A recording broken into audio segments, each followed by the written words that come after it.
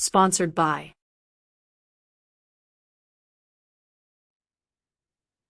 Welcome to Table Talk, where real conversation meets real career journeys. I am your host and sponsor, Dr. Joy Brown, the CEO of 3E Consulting. People are entering the careers in new ways, navigating constant change while employed or exiting or re-entering the workforce earlier, later, or unexpected. From the first job to career pivots to layoffs and retirements, one thing is clear. Career paths are no longer linear, and no generation is navigating this alone. Our topic is across generations, careers, change, and what comes next, where we bring together voices from multiple generations to explore how we prepare to enter the workforce and plan for the meaningful next chapters, whether it's the next promotion, a pivot, or post retirement purposes. Tonight's conversation is designed to share strategies and lived experience. So let's get started for our conversation across the generations. So let's start off with our dynamic panelists who are going to introduce themselves. Hello, everyone. My name is Ajaya Thomas. I am a senior studying communications and creative arts at Texas Southern University. I'm graduating this May in 2026. I'm also a vocalist who has her own record label where I facilitate releasing music and everything under entertainment. Hello, everybody. My name is Ava LeBlanc. I am a senior at Temple University studying business management. And I'll also be graduating this May 2026. Hello, everyone. My name is Cameron Thompson. I am a second year master's candidate at Bowie State University. I will also be graduating in May 2026, receiving my master's degree in school psychology. Hello, I'm Christopher Reed. I am a graduate at Morgan State University. My major was business administration, and that's about it. Hello, I am Yolanda Harris, and I am a recent retiree after 41 years of federal service.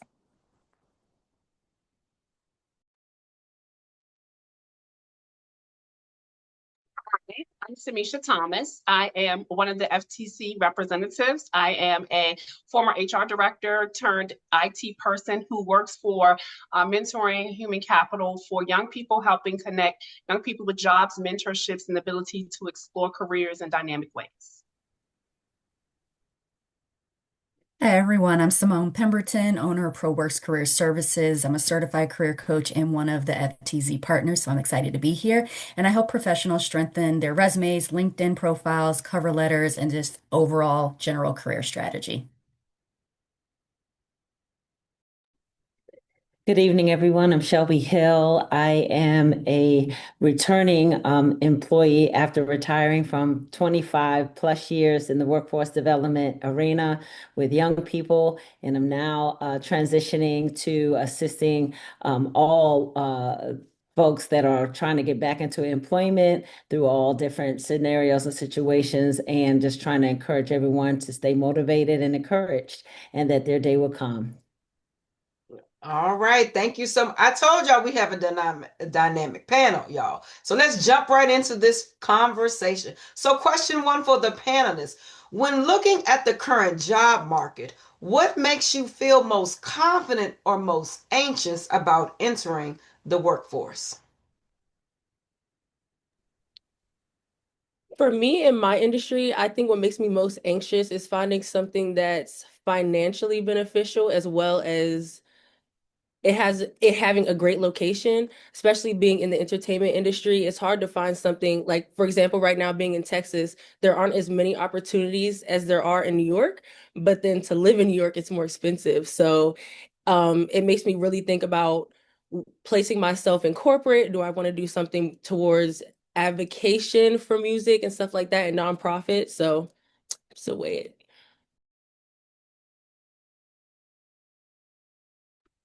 Yeah, I think to piggyback off of that, I think what makes me the most anxious would definitely be, of course, the finances, but as well as like the paradox of choice. Like it's a whole bunch of options. So like narrowing it down to one is kind of hard. But on the other end, it's also like a blessing that you get all of those options.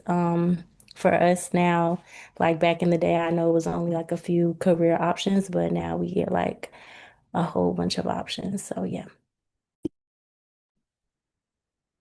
For me, the biggest confidence in my field of work is that there is a national or international, really, shortage for school psychologists. So I know that I have a lot of job security in that, which is one of the reasons I chose to make school psychology my graduate studies.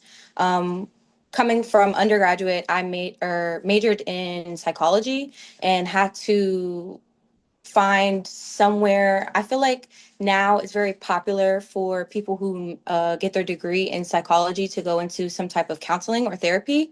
So I took a more what I would consider niche route, knowing that there's always some school district in America or even nationwide that needs a school psychologist.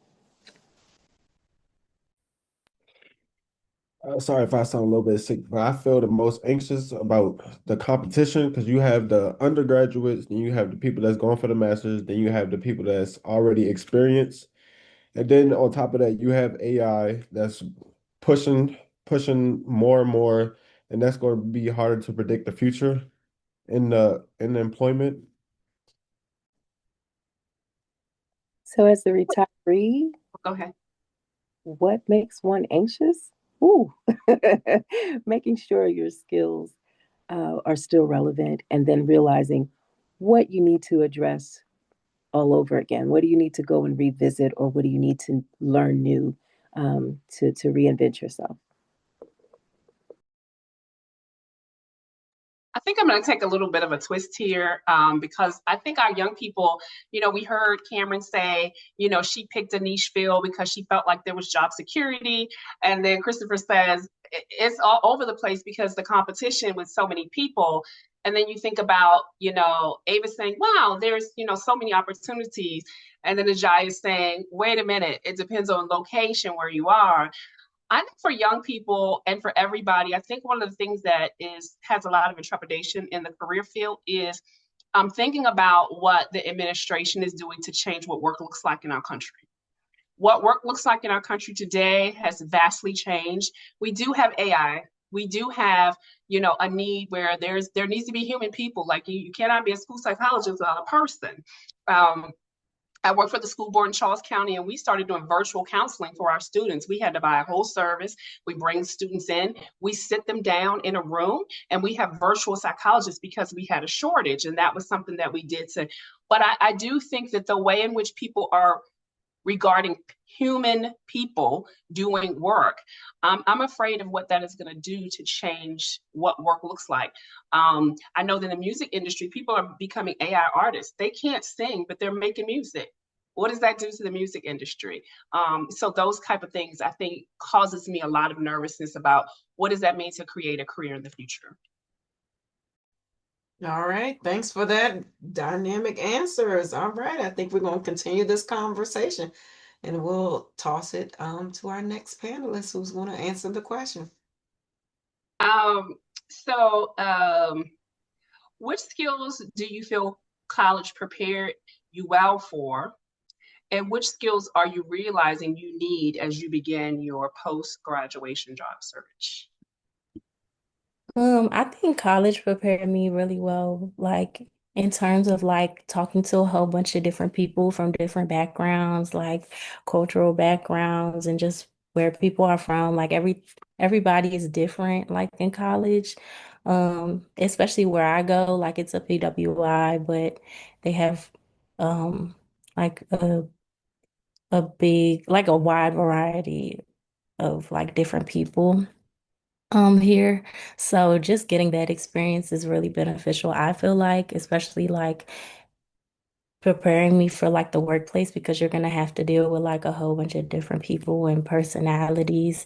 Um, and I feel like the skills that I feel like you need after graduation to begin the job search will probably be a lot of networking skills. Like I know that in college, they stress the importance of like getting your work done and like just making sure you're staying on top of your assignments and stuff. But when it comes to the real world and like actually trying to get a job, like I feel like you need to have those connections in order to get you in the door. 'Cause especially now, like the competition is like overwhelming. So you and your one piece of paper or one resume, like it's gonna look, I don't know, I feel like a lot of people's resumes get overlooked, especially like when you don't do something or when you haven't done something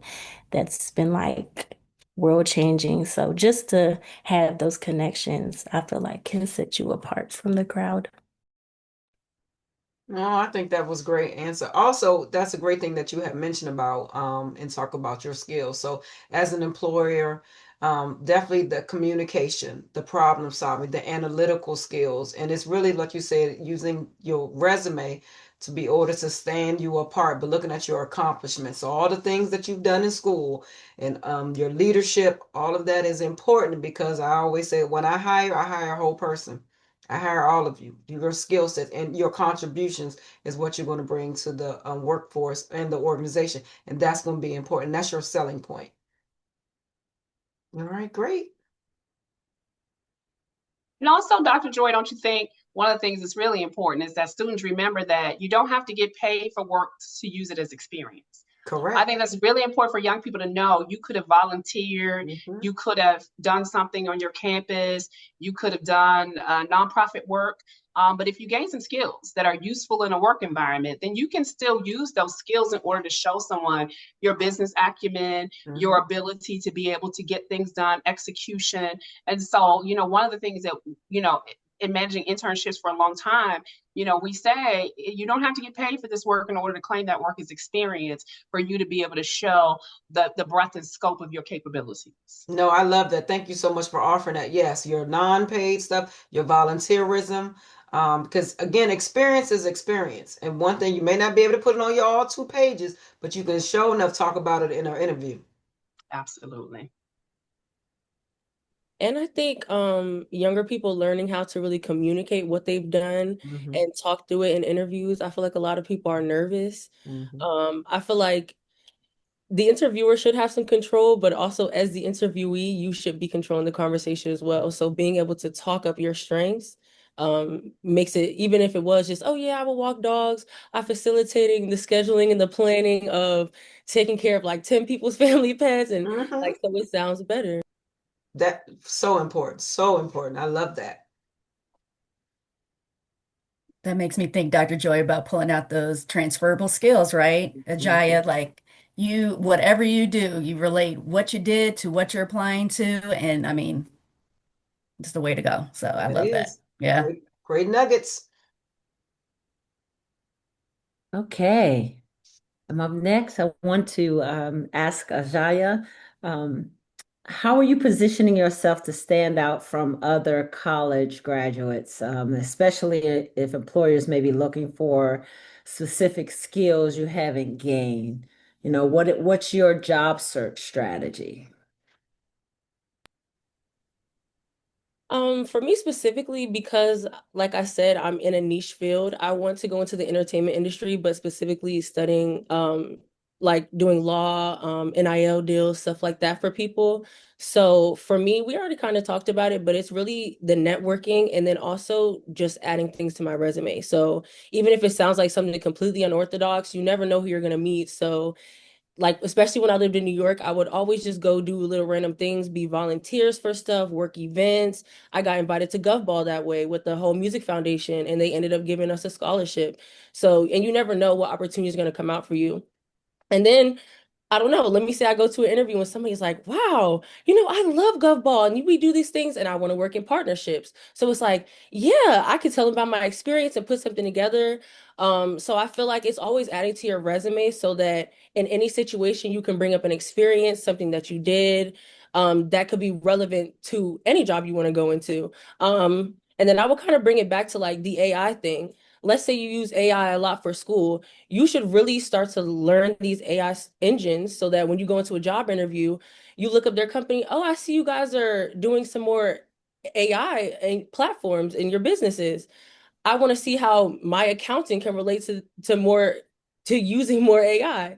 So I feel like a lot of students don't think about like all the job opportunities they have. They're like, oh, I studied math in college. I'm going to go be an accountant or I'm going to go work at a bank. Like there's more stuff for you to do, especially for you to make careers and opportunities for yourself with doing stuff that you like.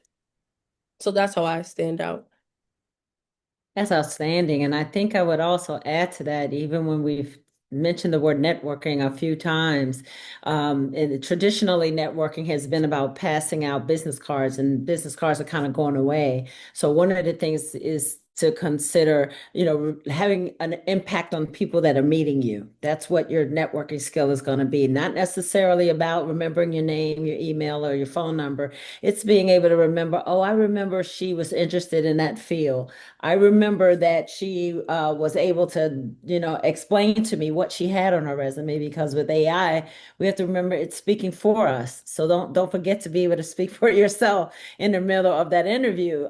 So I think that's an outstanding way to kind of think about a strategy to just make an impact on people that you're meeting along the way. Because as I mentioned, the traditional way of networking isn't what many of us remembered it to be. So, and when you're also out here navigating this workforce environment with different generations of people that are hiring, not only look at the business, look at who you're interviewing with and who you're going in to meet. And remember that walk into the building. So you may have to remember who was at the front door and who checked you in and what assistant, make sure they let someone know that you were there. So all of that is about a blueprint of someone remembering who you were from the very time that you walked in the door. So I appreciate that answer. And it's definitely some things to consider. Anybody else have any input?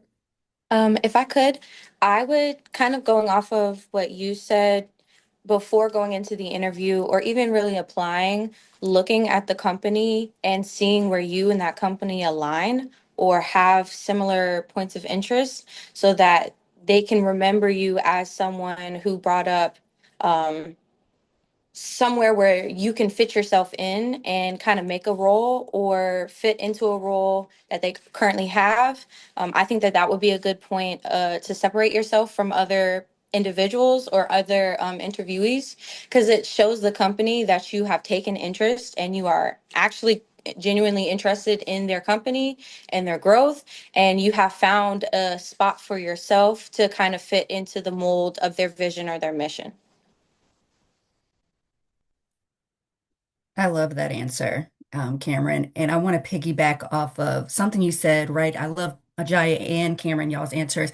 Ajaya, right at the very end, you said something about kind of creating your own ways to stand out, right? And I thought of somebody that I met through somebody else. And so they're a recent IT grad. They were having a hard time because of the market and how many layoffs are going on in the IT world. And I don't know if y'all are familiar with Bubble, but it's like codeless programming, right? And so he was having a hard time finding a job. And so what he did is just kind of I don't know if he started his own business or he was just pitching his skills, but going out to potential clients and just pitching, hey, I can build this for you. I can do this. And he got clients. And so he's able to not only build the skills that he needs to build so that he can be more marketable to companies.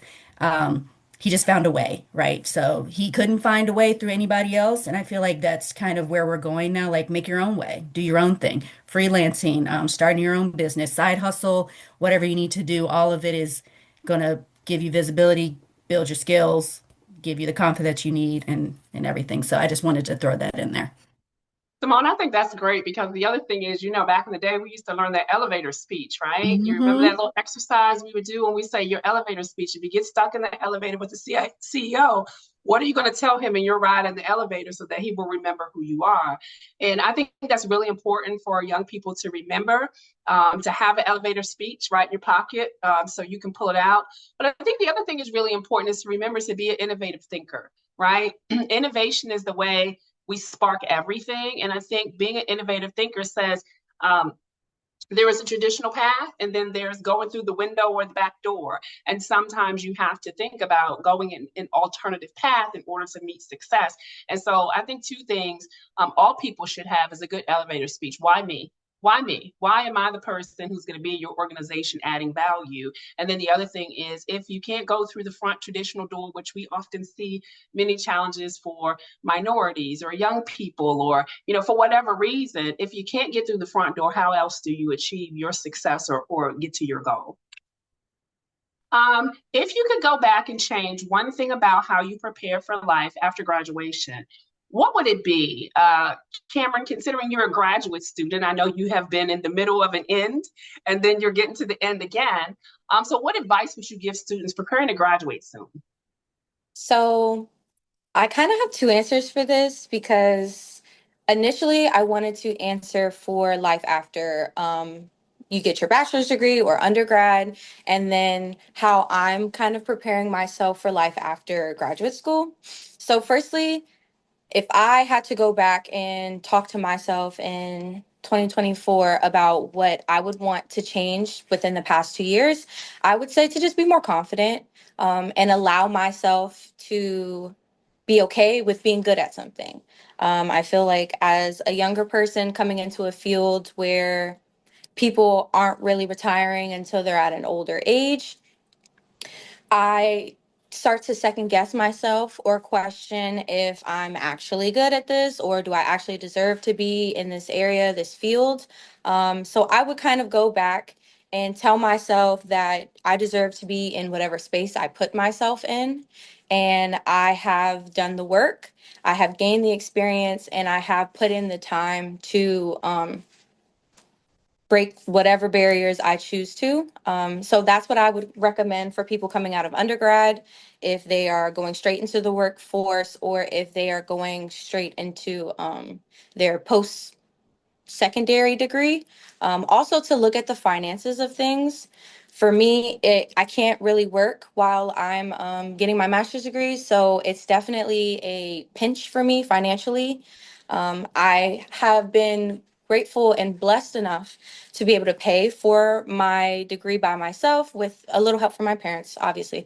But it's been hard for me to, sometimes I have to ration out my meals or my wants to make sure that I'm getting the things I need, like my degree. So definitely look at your financial aspect. Do you have a community that can support you if you need it? Or do you maybe have to take a year to save up some money? Yeah. Cameron, for that answer, I think it is important to look at the holistic approach to how you achieve career success. It's really important because degrees are not cheap anymore. I don't know about, for my fellow FTZ folks, when we were in school, it's a little different, but school is expensive now. So trying to find a way to not be under the burden of student loans or, trying to do what you can, I think that's great advice. And then also the confidence piece, I think having the confidence in knowing that we all started at the bottom. Every single person that you talk to started at the bottom. No one started at the top. And so as you grow with experience, with time, and then also networking with older individuals in an organization. I remember being very young in my career and I would go sit in somebody's office and say, how did you learn that? Well, how did you do that? I was very inquisitive about their journey because it became a bit of a blueprint for me to figure out how to launch my own path. So thank you, Cameron, for those good answers. Christopher, I would like to ask you, you've been pretty quiet down there. What are your thoughts about this particular question? What do you think you need? Because you just graduated, right? You just graduated in December? Yes. Yeah. So what are your thoughts about what that means for you? May you repeat the question for me? So if you could go back and what question are we? We're 8, sorry. Number 5. Oh, number 5, sorry. If you could go back and change one thing about how you prepared for life after graduation, what would it be? Be more punctual and stay motivated because I was about to quit when I first got into school because when I first started school I wanted to do a trade, but my mother told me to stay in school to because it's better to get a better job in the corporate world than working in the trade because you have to wake up early, more with hands. And with the corporate job, there's less hands and more sitting down and relaxing. And yeah.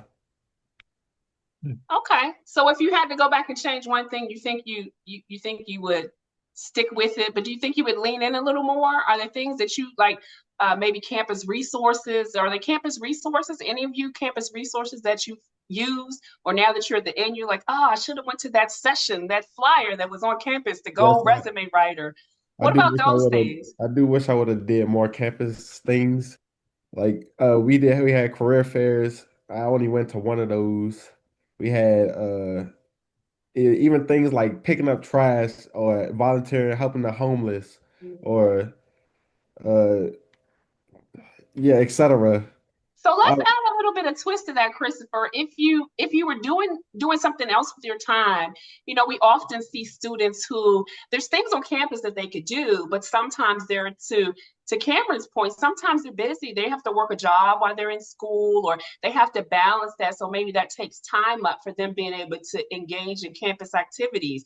Do any of you find that engaging in campus activities may detract or your lifing, right? We're going to call it lifing. Do any of you find engaging in your lifing has detracted from your ability to be able to engage in all the campus opportunities? So if you got to work or you got to commute, or did any of that challenge you when trying to use the resources on campus? Me, yes, because I had to work a lot and I had to pay my own school bill in order for me to stay in school. Okay. So that may be a tip. Students out there listening, you got to find a way to balance your time, given the answer we got from Cameron. Anybody else?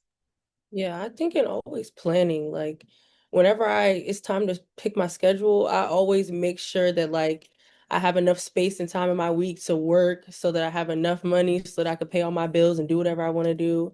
Because throughout I've never not did whatever I wanted to do. I never didn't go out to eat, go see a show, but I always did plan my time effectively so that even now, like I'm coming into the end of my graduation and I'm relaxing. Like I'm not too stressed. So just planning and you'll be okay. Thank you for that. All right. I hope we are dropping some great nuggets and some strategies. And I think the next question is for Yolanda, I believe. It is. It is. So, Yolanda and I, well, a few of us, we're all in the DC kind of area, and we know it's been going on. There's been a lot of layoffs. There's been a lot of changes in the job market here. A lot of folks have retired, had to retire. There's been a lot of layoffs. So, wanted to get your perspective, Yolanda, on how you feel someone can begin rebuilding their confidence if they've taken on if they've experienced a layoff or they've been forced into a transition they weren't really planning to go into. So I think initially, being one to experience that making that transition and not quite ready to make that transition. So first, you have to just kind of rest in what has taken place, right? And kind of go through the acceptance period of that. But then you need to just start rebuilding and thinking about the things that one, either you were not able to do because you had this 9 to 5, all these years that you had put into this position, moving yourself up the rung and doing all of the things. And along the way, you realized, hey, there's other skills that I have that I want to tap into. And so now is the time because what? Now you have time to sort of sit back and reassess where you are. All right. And so that may involve taking the time because you have time to learn new skills. It may require you honing the skills that you already have if you are enjoying the work that you already do. So honing those skills and seeing how those things have, I guess, evolved since maybe you first started doing this particular work. So it's all about you now, and taking an opportunity to really get to know yourself again. Look at that resume and kind of remind yourself of all of the things that you bring to the table, right? You didn't get to where you are because you didn't have what it took. So, even though you may go to that interview and you're like, okay, this is a whole new world, like literally, um, take what you can from those experiences and just build. Don't take any of the experiences personally. It's just a new place. And so, just do your best to gather all that you can to build the confidence that you need to get out there and to continue to make it happen for you. I think that's an excellent answer. Also, those who are retiring and maybe entering, think about your contributions. And so you are walking into, your new organization with your expertise, Yes. which is like your superpower. Like you've already demonstrated your work. You have a whole track record of your contributions. That to me is your leverage. Yes. And so you can go in and train others, teach others, put a system together because I'm bringing the expertise. And then for my students who are coming in, as we talked about that confidence. And so one of the things when I first started in the federal government, I was like a sponge. I was coachable and trainable. And so I had that inner, like Shamisha said, she was go in people's offices. I'm finished that. What else do you have for me?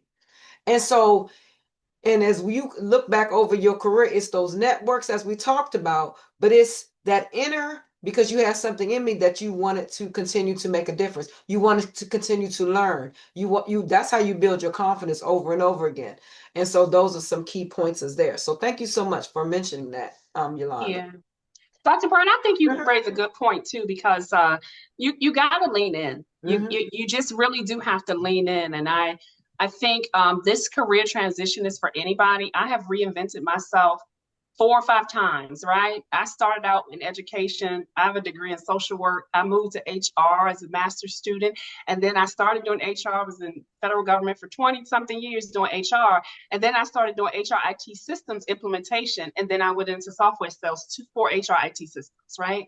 I continued to reinvent myself. But one thing I remembered to do was to take expertise from each area and move it on from another.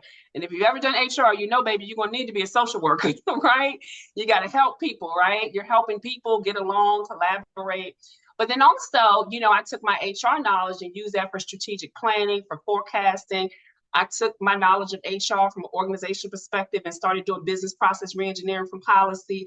That business process reengineering turned into being able to create the workflows and systems. So then the workflows and systems, I was able to design software for the very, process that I understood. But then I also could do that for now medical systems and now finance systems and procurement systems and HR systems. And that's how I kind of fell backwards into IT. So I do think it's looking at yourself and the uniqueness of your knowledge and looking at the landscape, what's out there, because there are some of those intuitive skills you may have. You may be a great planner, so you can do event planning, or you may be a good, analytical skills. If you're a good writer, maybe you can write policy. So I think it's learning how to reinvent yourself in these times as well. And Christopher, this question is for you. And I know there's some other folks that for their careers may have to relocate, so please feel free to jump in after Christopher. But how important is location to you when you're looking for a job or considering long-term employment? That's a great question. I wrote this down, so bear with me. Location is very important to me, mainly on flexibility and quality of life rather than the Pacific City.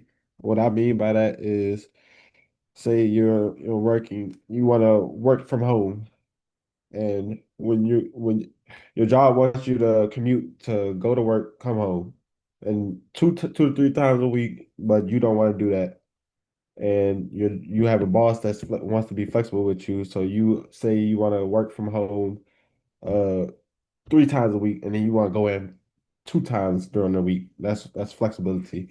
I value the opportunities they allow you to work from home and the area, and it depends on the area that you're living in, like the cost of living. No, I agree. Some areas are more affordable than others. Everything is on the rise though, and I I love that y'all said flexibility. I think flexibility just across the board. It doesn't matter what generation, how old you are, what you're doing. I think we all appreciate flexibilities now, and I love that the younger generation is kind of commanding it, right? Instead of going in, being burnt out, and then realizing later after 10 years, like, oh no, this isn't the way to go. So hopefully flexibilities remain, come back a little bit more. I love that answer. Anybody else that is thinking about having to relocate or how they feel about flexibilities? Cameron, I see you came off mute. Yes. So, um, I've lived in the DMV area for pretty much my whole life. So when I'm looking at like what my adult life might look at, or what it might look like, I'm looking at potentially moving out, to seeing with that if there is a life outside of Maryland for me. So for me, one thing that I look at is the average of students to school psychologists, or the average of students to administration in the district, to see if that's potentially something I can manage.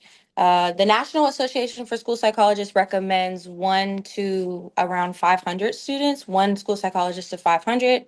But in some states, like if you go down deep south, the average is closer to 1 to 1,000, or 1 to 1,700.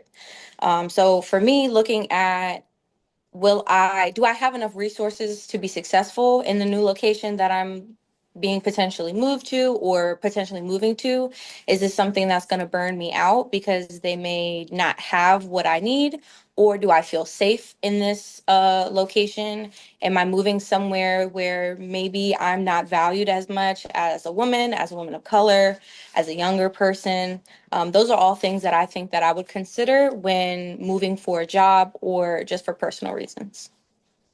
Yeah, those are great. As a camera, I just want to follow back up with you on that. So those are great. I have a 28-year-old who got a bachelor's in social work and got his master's in family and marriage therapy, but he now lives in Arizona. And so when he finished Virginia State with his bachelor's, and he moved straight, didn't even come back to Waldorf, but went straight to Philly because he had an opportunity. And then and then he was still in school. And then next thing I know, okay, mom, I'm going to Arizona. Okay. But one of the things what we're talking about is, like you said, your niche and what you're trying to do, and looking at the job market and stuff like that, and the opportunities again, and looking elsewhere. So again, being open to all of that, and like the cost of living. And so when I look at him and all of this, I'm like, nope, you're doing great out there, because coming back here is very high and stuff like that. And most of people in his friends who are graduated, they're still, again, living with their parents because it's high in the DC area.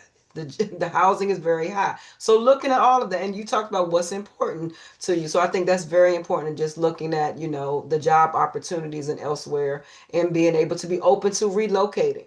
So I think that's great. And Simone, I really like the fact that you said that young people are driving these conversations. Young people keep driving the conversations. Yes. Because I always wanted to work from home. I thought it was ridiculous. I worked for an agency where I worked nationwide. I worked across the country. And when I would go into work, I drove all the way downtown, all that traffic, to sit on the phone and talk to people that were everywhere else but in DC. And I thought, why can't I just do this from home? Eventually, we did get the telework option, and now a lot of people are rolling that back. And what they're saying is, young people, we need to be in the office, we need to connect. But studies have shown that people are much more productive when they have a bit more flexibility in where they work and how they work. Yes. And so I think that's one thing critical. Like, I know I could never be a nurse because I can't do the fluids. Or I know that I could never have went in the military, because if you ask me to do more before 6 a.m., I'm not doing it. But I think that young people should really connect with that part of who they are, so that they have the opportunity to select careers that are going to work for them. And so those are the types of things, if you want to think about your work-life balance and what that means to you, if you don't want to work on weekends, you might want to be a teacher. Or if you like your summers off, great opportunity. And so those are the things that you should think about. What are the holiday schedules like? That could be the best way you pick your career. What are you not willing to do? If you think about those things, it may get you to a career that you want. Oh, great advice. Great advice. I am back. So, my question is, if someone feels discouraged or age conscious in today's market, what perspective would you want them to hear?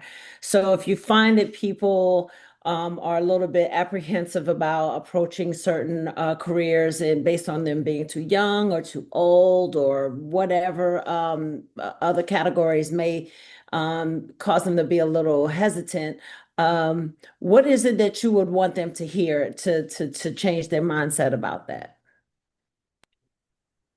I think this is an important question because a lot of people are just afraid. Anxiety is something that really, really does a lot of people in. So I think that just being unafraid, like, and being your own advocate, because as long as you're able to have a conversation with somebody, and it's okay to accept a no, and it's okay if somebody isn't willing to do something, but then you know for yourself next time, oh, okay, so next time I can just get right to it. I don't have to wait and butter them up, or I don't have to take 3 hours to memorize this whole speech I'm going to give somebody. I think being confident is one of the biggest things. Like, just be confident in yourself and always know how to market yourself in the right positions. Absolutely. And I would definitely add to that because the confidence you have to have in yourself carries with you, even if it's on paper. So in my case, where I retired at 56 years old, it was a little threatening to people that had to interview me when they wanted to realize that I retired so young. But I did all of the things my father taught me to do, who was a financial officer, and how to save money and not, spend more than I had. And I didn't have some of the challenges my other colleagues had in student loans and things like that. But again, it was age conscious because I was going out looking for that second career because I was too young for health insurance. So then you didn't think about that when you retire so young. So then you go back into the workforce and people are like, oh, what's going on? So I would definitely think, but you still have to hold your head up high and you have to believe in the decisions that you make for yourself. So while we're in this discussion, then you're thinking about relocating, location. Well, you can get a job that allows you to travel different places first, and then you can determine whether or not traveling is in your DNA, or if it's something that you just want to kind of be located in one central area. So I definitely think it's about not being afraid to jump out there, no matter how old or how young you are. And then my last, I would add to that as well, is just to make sure you make connections with other people that we talked about earlier on, not necessarily networking, but making an impression on people that may reach back and say, oh, I remember they were interested in this field. I remember they spent 10 years doing this work. Ms. Thomas has talked about all of her different transitions. Oh, I can, you can catch that one and say, I remember that she worked in the HR in this particular environment, and someone may be looking for an HR specialist. So that's where you kind of have to make those connections as well. Anybody else have any feedback about being age conscious? I'd like to just add on to, well, just share my perspective on it. I feel like, especially for me, whenever I'm entering in a room, I think that all eyes are on me and like everybody's gonna be judging me and stuff like that. But then I feel like once you get out your head, then you can really like realize your full potential and then act, just and be your authentic self, Sure. to everybody because, just thinking about everybody's path, everybody in the room has started somewhere. So like, I don't know, I feel like in order for you to get past that barrier, you kind of have to look past all like just have to look past all the judgments and stuff like that. But Yeah. yeah, I think a lot of people have told me or especially like my elders have told me in my life, like everybody starts from somewhere. And it doesn't matter what age you are, confidence speaks volumes. Like, so yeah. Mhm. Good I, answer. I wanted to add really quickly, just for me, um, do it anyway. Do it scared, do it confident, do it whether you think you're going to get a yes, whether you think you're going to get a no, do it anyway. The way I've kind of grown up on the framework that you only grow your comfort zone by stepping out of it. So I think that that's something that kind of pushes you to tell yourself the anxiety. Your thoughts aren't always correct. Sometimes you're telling yourself the worst because you're preparing yourself for the worst, and it may not even be that bad or that serious. So my advice would be to just do it anyway. Really quickly, I would like to say your experience is the tool, and teams need they need your experience to succeed as a team, if that makes sense. Absolutely. And teamwork is a transferable skill if you know how to do it. And I'd piggyback on making sure you just do it anyway and give it a try, because you never know. Some people started lower than where you are when you walked in the room, Ava. So sometimes when you think about, I spent 31 years in the hospitality industry for one of the largest hotel companies in the world, you'd be surprised the number of general managers that started out in valet or started out in housekeeping or the restaurant. So, and just to tap in, as we said before, Ms. Thomas was talking about, just ask them, well, where did you start? What was your story? How did you build yourself up to being, in charge of this whole, big 4,000 room hotel? And they'll tell you, well, I was in housekeeping. I started out bringing the towels upstairs. So just give it a shot, and you never know who you might meet and what story might change your mindset about things. And I think that's great because you have to have curiosity. Absolutely. Curiosity is the single thing that will allow you to be a lifelong learner. Everywhere you go, you can learn something. I started out as an intern. I think I was a GS2 at the Federal Trade Commission. I worked with a bunch of attorneys, and my job was just to stay in the copy room and copy stuff. But every time I had to copy a brief, I would take one off and I would read it. When I took those briefs back to that attorney that I was working for, I would ask them questions about their brief. I would talk about their brief, and they're like, how do you know all that? I read your brief. Yeah. So I think being inquisitive, when you go through school your whole life, you're being told what to read and how to think. And when you come into your own, you really need to understand that whenever you gain information for whatever reason, it is never for anybody else. It's for you. It is for you to invest in learning something new and growing. So read, not just 30-second reels on Instagram, but really read. Read a book, read an article, go out and read something, because inevitably, I always tell people I know a lot of useless information, but it really isn't useful. I know some really weird things. I know things that are kind of outside of my little wheelhouse, but it all seems to come back together in some way later. So make sure that you're inquisitive, because as you're inquisitive about things around you, you learn and you grow, and you can make your sphere of knowledge much, much more vast. I would just like to piggyback on that as well. Just like you said, being inquisitive, being the one that is wanting to learn more by volunteering to do things, and giving taking those opportunities to do some of the work, and not being afraid, and just stepping out there and talking, learning, gathering all the information that you can, because that is everything. And people remember those people who stepped out of the comfort zone and asked the questions and did their homework, and checked out the information even before, so that they could bring something to the table as well. So yeah, don't be afraid, go for it. Once you get that knowledge, you can't take it back from you, right? Once it's in your head, nobody can take it back from you. Can't take it back. And I'd also like to add, as something to do in practice for going through these hard situations where you're afraid to speak, look up rejection therapy. Like, it's becoming a whole trend now. People are having like a daily book where they go out to try to get 5 no's a day, where they purposely do stuff where they think people are going to tell them no, but you never know what will happen. And then that's easy steps you can take to kind of getting outside of your comfort zone. I like it. I like that. Look at all these nuggets. Anybody else? Because y'all just answered the last question about one piece of advice. It was a whole bunch. Curiosity. Do it anyway. Step out your comfort zone. Be a reader. Yes, because I would say reading is lost cause. Nobody reads. Read. Read. Mm-hmm. Anybody else wants to share some strategies before we close out? This has been a phenomenal conversation across generations. Anybody else? I would like to just one thing. Please.